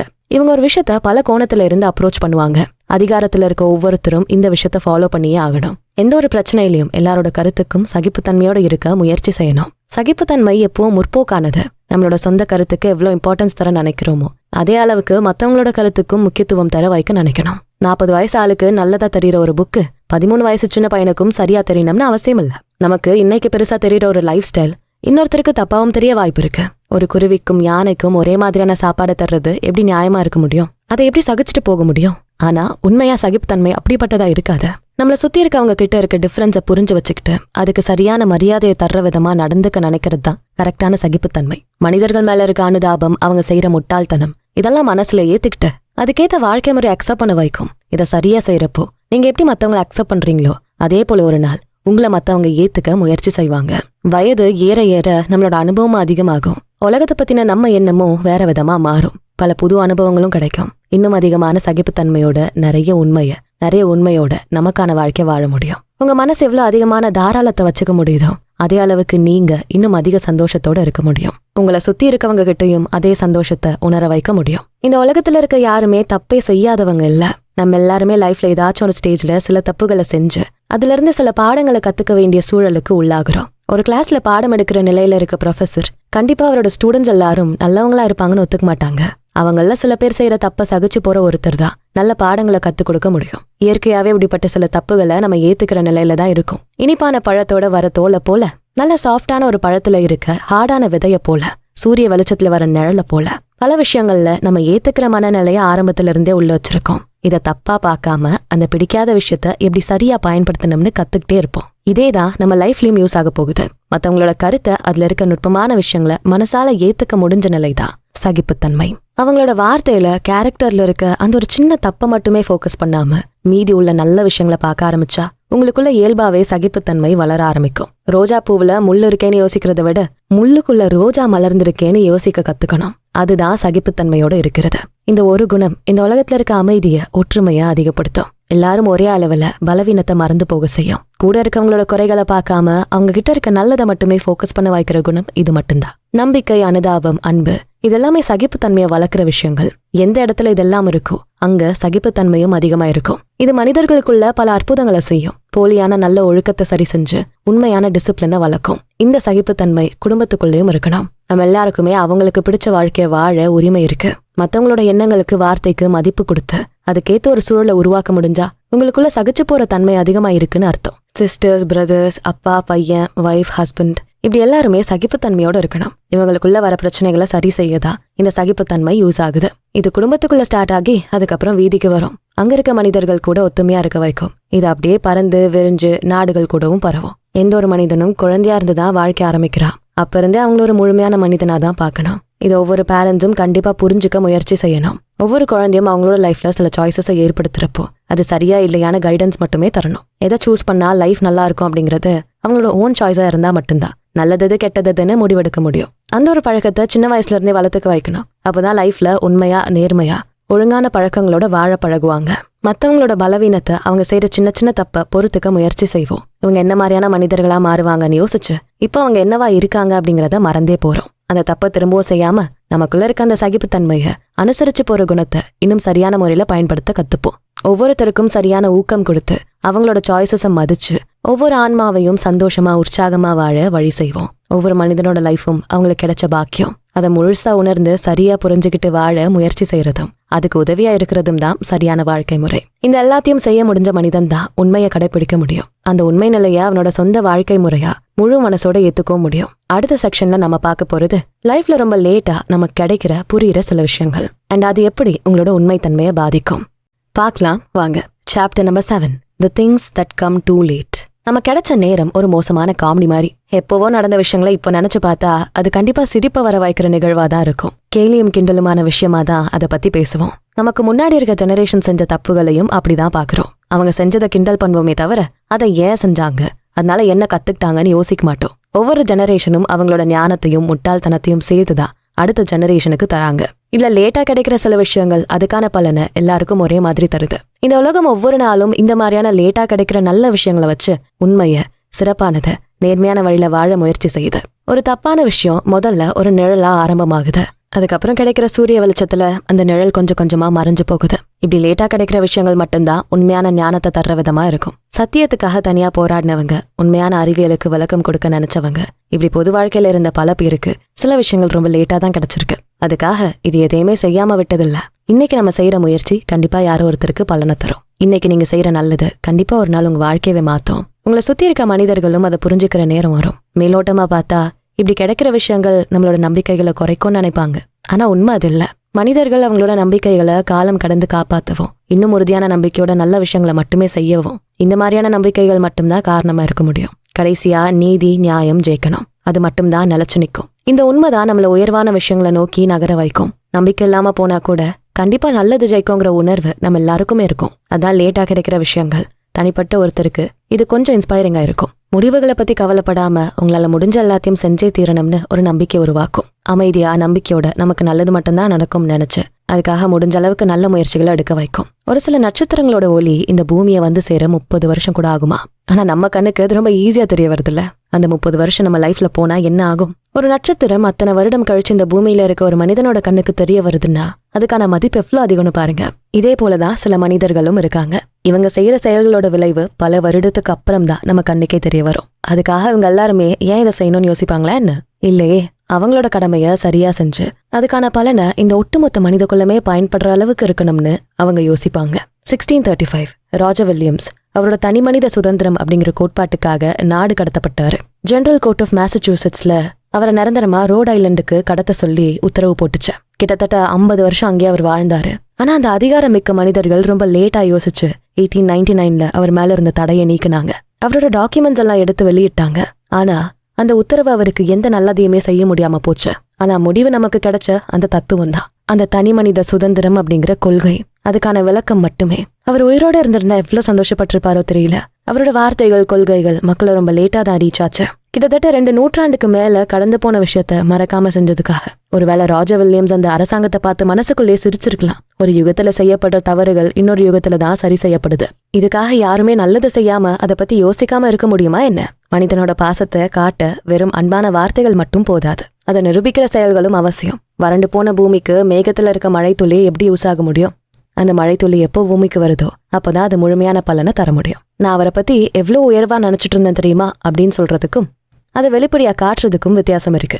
அந்த கேப்பு தான் உங்களோட எண்ணத்துல இருக்க விஷயத்துக்கு உயிர் தருது. உங்க மனசுல இருக்க அன்பை தொடர்ந்து எக்ஸ்பிரஸ் பண்ணிக்கிட்டே இருக்கணும். வார்த்தையால, செயலால அதை வெளிப்பட வச்சாதான் அதுக்கான மதிப்பு அதிகமாகும். உள்ளுக்குள்ளேயே நீங்க வச்சிருக்க அந்த அன்பு எப்போ வெளிப்பட ஆரம்பிக்குதோ அங்க இருந்துதான் உங்களோட கனவுகள் நிஜமாகும். பொறுமை, சகிப்புத்தன்மை, மரியாதை, கருணைன்னு எல்லா நல்ல குணமும் வெளிப்பட வாய்ப்பா இருக்கும். வெளிப்படுத்தாம இருக்க அன்பு எப்பவுமே எதுக்குமே யூஸ் ஆகாது. நீங்க மனசுக்குள்ளேயே வச்சிருக்க அந்த அன்பு காலம் தாண்டி கிடைச்சா அதனால பலனடைகிற பல உயிர்களுக்கு அது தப்பான விஷயமா இருக்கும். தாமதமா கிடைக்கிற நீதியும் அன்பும் எதுக்குமே பயன்படாம போகும். இந்த உலகத்துல பல பேருக்கு அன்பான வார்த்தைகளும் அக்கறையான விசாரிப்புகளும் தேவையா இருக்கும். அதை சரியான காலத்துக்கு செய்யாம லேட் ஆக்குறப்போ அதுக்கான பாதிப்புகளை பல பேரோட லைஃப்ல நம்ம பார்க்க முடியும். இன்னொருத்தருக்கு கர்வம் வந்துடும் நினைச்சு கூட நம்ம பல நேரத்துல அன்பான வார்த்தையை சொல்லாம அவங்களோட செயலை பாராட்டாம விட்டுருவோம். இந்த மறைமுகமான சுவரை இடிச்சு உங்க மனசுக்குள்ள இருக்க அன்பை தடையே இல்லாம வெளிப்படுத்துங்க. பல பேருக்கு இங்க உதவி மட்டுமே தேவைப்படுறது இல்ல, அன்பான வார்த்தைகள் மட்டுமே போதும். ஒரு குழந்தைக்கு எந்த விதமான போலித்தனமும் தெரியாது. அவங்க கிட்ட இருந்து முழுக்க முழுக்க உண்மையான அன்பு மட்டுமே கிடைக்கும். அவங்களோட இடத்துல இருந்து யோசிக்க முடிஞ்சா உங்க மனசுலயும் அதே போல ஒரு அன்பான நிலையை நீங்க வெளிப்படுத்த முடியும். அவங்களுக்கும் அந்த அன்போட அவசியத்தை சின்ன வயசுல இருந்தே புரிய வைக்கவும் முடியும். நேரடியா நீங்க காட்டுற அன்பும் பாசமும் யார வேணாலும் குணப்படுத்தும். உங்களுக்கு ரொம்ப தெரிஞ்சவங்க, தெரியாதவங்க, உங்களோட நட்பு வட்டத்துக்குள்ள இருக்கவங்கன்னு எந்த டிஃபரன்ஸும் இல்லாம ஒரு அன்பான வார்த்தை எல்லாத்தையும் மாத்தும். ஆனா அதை சரியான கால நேரத்துக்கு தரணும். எப்போ, எங்க, யாருக்கு அன்பு தேவையா இருக்குன்னு யோசிச்சு அதை உடனே அந்த இடத்துல தர தயாரா இருக்கணும். காலம் முடிவே இல்லாத ஒரு ஓட்டம். கடந்து போன காலத்தை நினைச்சு வருத்தப்படுறதும் காலம் தவறி செய்யற உதவிகளும் என்னைக்கும் அதுக்கான முழு பலனை தர முடியாது. இந்த உண்மையை புரிஞ்சா உங்க வாழ்க்கை அழகாக்குற அந்த அன்பான வார்த்தைய, அக்கறைய, அளவில்லாத ஊக்கத்தை உங்களை சுத்தி இருக்கவங்களுக்கும் நீங்க தரலாம். உங்களோட லைஃபுக்கும் அதை நீங்க யூஸ் பண்ணலாம். ஒரு சவப்பெட்டியில இருக்க பூங்கொத்தை விட உங்க கையில இப்ப இருக்க அந்த ஒற்றை ரோஜா ரொம்ப அழகானது. உங்க கையில இப்ப என்ன இருக்கோ அதை சிறப்பா பயன்படுத்த முடிவெடுங்க. உங்களோட எல்லா உணர்வுகளையும் அன்பால வெளிப்படுத்துங்க. அன்பு மட்டும்தான் காலம் கடந்தும் நிலையானதா நிற்கும். அன்பால சரி செய்ய முடிஞ்ச பிரச்சனைகள் இங்க ரொம்பவே அதிகம். சொல்ல போனா இந்த மனித வாழ்க்கைக்கு அன்பு ஒண்ணு மட்டுமே போதுமானதா இருக்கும். அந்த அன்பும் உண்மையானதா நேர்மையா வெளிப்படுத்த முடிஞ்சா உங்க வாழ்க்கை இன்னும் சிறப்பா இன்னும் உற்சாகமா இருக்கும். சரி, காலத்தை பத்தி இப்போ ஒரு அளவுக்கு நல்லா தெரிஞ்சுக்கிட்டோம். காலத்துல செய்யற விஷயம் கூட உங்களோட உண்மையான அடையாளத்தை வெளிப்படுத்த முடியும். உங்க நேர்மையான கொள்கைகளுக்கு உதவுற இந்த குணத்தை ஃபாலோ பண்றதுல கிடைக்கிற நல்ல விஷயங்களை நம்ம தெரிஞ்சுக்கிட்டோம். இப்போ கடைசியா லாஸ்ட் செக்ஷனுக்கு போயிருவோமா? Chapter number 8, the way of the reformer. இந்த உண்மை நேர்மை எல்லாமே யாரோ ஒரு சீர்திருத்தவாதி செஞ்ச விஷயமா தான் இருக்கும். மனித வாழ்க்கையில இந்த நேர்மைக்கும் உண்மைக்கும் உதாரணமா பல பேர் வாழ்ந்துட்டு போயிருக்காங்க, இன்னமும் வாழ்ந்துட்டு தான் இருக்காங்க. இவங்க எல்லாருமே மகத்தான நோக்கத்தை கொண்டவங்க. அடிப்படையா இவங்களோட தனிப்பட்ட நம்பிக்கைகள் மேல அளவில்லாத பெருமை கொண்டவங்க. அதை சரியா லைஃப்ல யூஸ் பண்ணி மத்தவங்களுக்கு முன்னுதாரணமா இருக்க நினைச்சவங்க.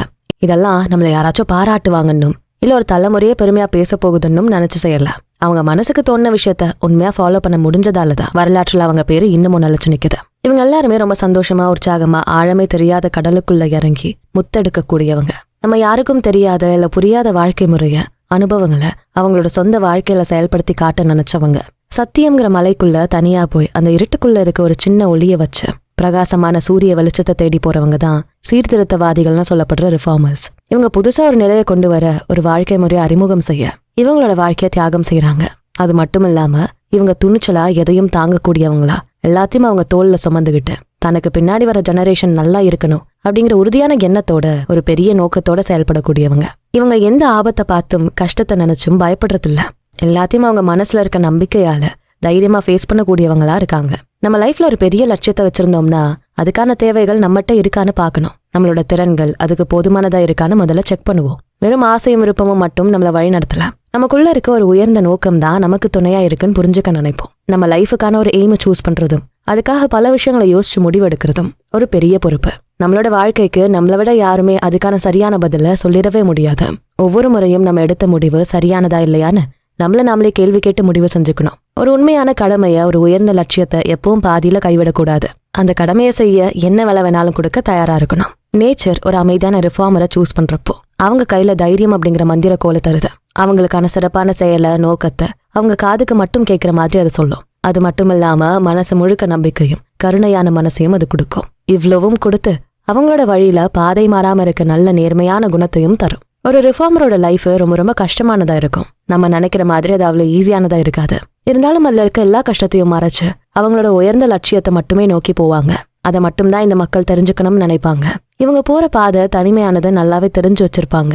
அதனால சில நேரம் இவங்களுக்கு வெறுப்பும் வெறுமையும் வரும். ஒரு சின்ன எரிச்சலான உணர்வு கூட வரலாம். அந்த மாதிரியான நேரத்துல இவங்களோட உயர்ந்த லட்சியத்தை மட்டுமே மனசுல வச்சுப்பாங்க.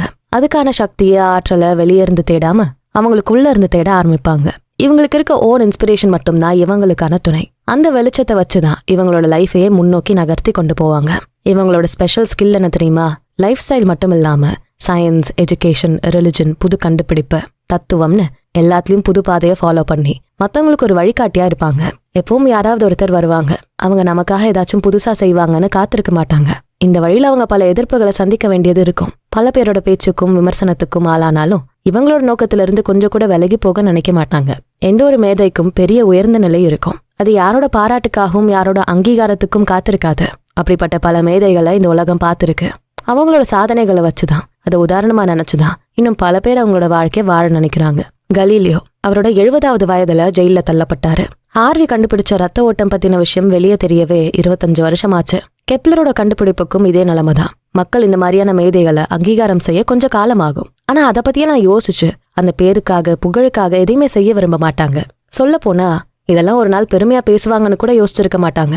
அவங்கள பொறுத்த வரைக்கும் இது ஒரு தேடல். அவங்க வாழ்க்கையோட உயர்வான நோக்கம். அதுல மட்டுமே கவனமா இருந்து அந்த நோக்கத்துக்காக உண்மையா உழைப்பாங்க. ஜீசஸ் கிரைஸ்டோட சீடர்கள்ல ஒருத்தர் அவருக்கு துரோகம் செஞ்சாரு. ஒருத்தர் அவரை எதிர்த்தாரு. ஒருத்தர் அவரை சந்தேகப்பட்டாரு. மீதி இருந்த 9 பேரும் முக்கியமான நேரத்துல அவரை தனியா விட்டு போனாங்க. ஆனா இன்னைக்கு அவரோட வழிய மில்லியன் கணக்கான மக்கள் ஃபாலோ பண்றாங்க.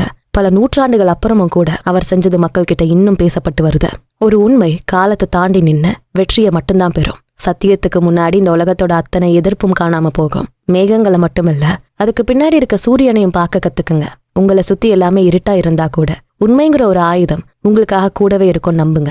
இந்த ஒரு விஷயத்த மட்டுமே நம்பி நீங்க செய்யற இந்த போராட்டத்தோட முடிவுல உங்களுக்கு வெற்றி மட்டுமே கிடைக்கும். அந்த வெற்றியை உங்க கூட நின்னு போராடின உங்க மேல நம்பிக்கை வச்ச மனிதர்களோட சேர்ந்து கொண்டாடுங்க. உங்க வாழ்க்கையோட உன்னதமான நோக்கத்துக்கு உண்மையா போராடுங்க. முடிவுல வெற்றி மட்டும் இல்லாம நிம்மதியும் சந்தோஷமும் உங்க கூடவே வரும். உங்க கஷ்டங்கள் கனவு போல காத்தோட போகும். எந்த ஒரு மனிதனும் லைஃபோட எந்த நிலையிலையும் கைவிடக்கூடாத ஒரு விஷயமா இந்த உண்மையும் நேர்மையும் இருக்கணும் அப்படிங்கறது தெளிவா புரிய வச்ச இந்த புக்கு கண்டிப்பா உங்களோட பெஸ்ட் லிஸ்ட்ல இருக்கும் நாங்க நம்புறோம். இந்த பெஸ்டான கான்டென்ட்டை நாங்க கொண்டு வர்றதுக்கு நிறைய டைம் எடுத்து ரிசர்ச் பண்றோம், எஃபோர்ட் போடுறோம். எங்களோட இந்த ஆடியோஸை நீங்க என்ஜாய் பண்றீங்க, உங்களுக்கு ரொம்ப பயனுள்ளதா இருக்குன்னா உங்களோட சப்போர்ட் கண்டிப்பா எங்களுக்கு வேணும். உங்களோட என்கரேஜ்மெண்ட் இருந்தா எங்களுக்கு ரொம்பவே பயனுள்ளதா இருக்கும். சோ எங்களோட யூடியூப் மெம்பர்ஷிப் குரூப்ல ஜாயின் பண்ணிக்கோங்க. இதனால உங்க சப்போர்ட் கண்டிப்பா எங்களுக்கு இருக்கும். பிளஸ் உங்களுக்கு நாங்க பண்ற கான்டென்ட்ஸ் ரொம்ப பிடிச்சிருக்கணும் எங்களுக்கு புரியும். நாங்களும் இன்னும் சூப்பரான கான்டென்ட்ஸை கொடுக்க ஆரம்பிப்போம். சோ உடனே நம்ம யூடியூப் மெம்பர்ஷிப் குரூப்ல ஜாயின் பண்ணிக்கோங்க. உங்களுக்கு இந்த புக்கு பிடிச்சிருந்தா இந்த வீடியோக்கு ஒரு லைக் போட்டுட்டு உங்க ஃப்ரெண்ட்ஸ் அண்ட் ஃபேமிலிக்கு ஷேர் பண்ணுங்க. நம்ம channels beyond ordinary and body and soul Tamil ரெண்டுத்துக்கும் சப்ஸ்கிரைப் பண்ணிட்டு பெல் ஐக்கானை அழுத்திருங்க. நான் உங்களை அடுத்த வீடியோல பாக்குறேன். நன்றி.